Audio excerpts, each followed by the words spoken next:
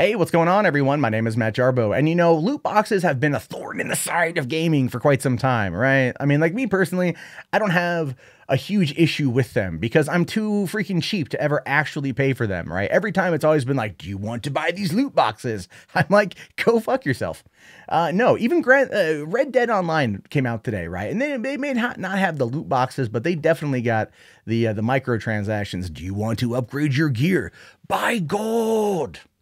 Use it to spend in game. And I'm all like, no, I'm gonna grind that shit because that's the kind of player that I am. But then again, look, the loot boxes, they're not aimed at people like me. All right. They're not aimed at the mid 30-year-old that understands the grinding process.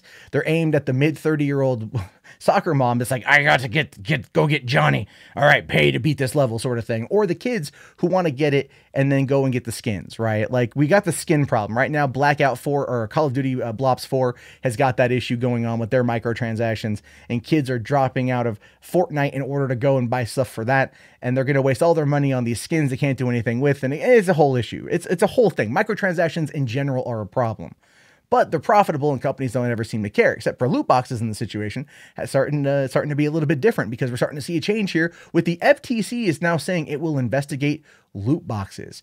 Oh, snap, right? It seems that EA in the Battlefront 2 fiasco from a year ago, it seems to maybe have fucked some shit up. And you know what?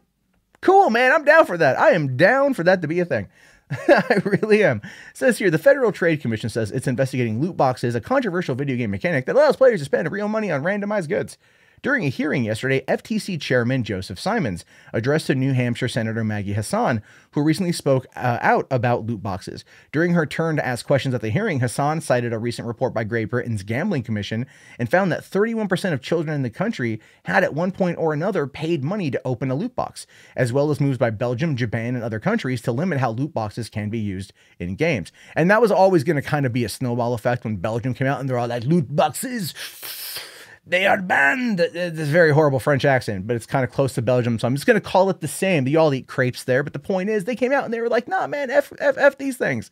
Japan even made a couple things against that too, but America's like, we like capitalism and money, and these companies have the ability to lobby for this stuff, so we'll see where it goes. But it's good to see that Senator Maggie Hassan is actually standing up for the children. If anyone's going to out there and they're going to act like a Helen Lovejoy and go, won't somebody please? It's good that it's in this particular case and not something that's arbitrary, annoying, and just needs better parenting. Anyway, it says, given the seriousness of the issue, I think it's time for the FTC to investigate these mechanisms to ensure that children are being adequately protected and to educate parents about potential addiction or other negative impacts of the games. Would you commit to undertaking this project and keeping the committee informed about it? And Simons responds back with, yeah, sure, totally awesome. But he declined to go into any more detail about the FTC's current position on loot boxes. So at least they're looking into it, right? They're looking into it. You have a senator saying, hey, listen, this is the problem. All right. Like these studies have shown that children are basically gambling because that's what it is. Okay, fine. That took me a while to come around to that mindset, but I did. It's basically gambling. Again, it's not aimed at me. But I understand that, right? I understand kids taking their parents' credit cards and them spending money on this shit, and then getting hooked on it. That's the whole CS:GO Lotto thing was gambling. That was online gambling, 100%. And listen, all you Valve defenders out there, they knew about it and they profited off of it. And if you ever try to argue that with me, I'm just going to come back to you with this: the whole CS:GO Lotto thing, that whole industry was valued at $2.3 billion a year. $2.3 billion a year is how much money that they were pulling in. You tell me Valve didn't know about that? That Valve wasn't profiting off of that? And only when called out did Gabe Newell go, whoa, whoa, whoa. No, man. No, we good. We good. I wet my prints. We're fine. That's what happened here. Now, it does say here, after public outrage about loot boxes hit a new level following their inclusion in Star Wars Battlefront 2 a year ago, a handful of different state and federal legislators took up the issue, including Hassan. She first aired her concerns about loot boxes during the original nomination hearings for Simons and the rest of the current FTC commissioners, asking if they'd be willing to look into the issue further. They said yes, then as well, but there's been no news in the month since, showing that loot boxes haven't been anywhere near the agency's top list of priorities. And that, no, I'm not going to lie, that does actually make a fair amount of sense. Why would these commissioners, in the FTC go, yeah, they wouldn't really care about that. But to counter that point, it is the top entertainment medium in the world. It makes over $100 billion a year, just legitimately, right? And how much of that is done through microtransaction and loot boxes? Probably a fair amount. That's why they keep fucking happening. At least people fought back with Battlefront 2. At least people fought back over that stuff and got senators involved and got people actually to pay attention. And good on Hassan here for actually sticking it to the dude a year later. Now, listen, I'm no fan of the Trump administration, but if this guy actually wants to go and make a change that can better some kids' whole situation, yeah, look into this. Because this is a big market, which means that if you find these mofos, you find these companies for these actions, they will pay out a lot of money in fines because they've made a lot of money off of children. Just saying. So in the meantime, we get to wait and see what happens with Simons here in the FTC. But hey, listen, if the FTC is going to investigate, I'm all for it. I'm 100% for it. I want to see what they find. And if other countries like Belgium and Japan already put restrictions in place and they want to make sure, like, and I've heard other countries are jumping in the fray as well, but there are other countries that have tried and legislation has failed and whatnot.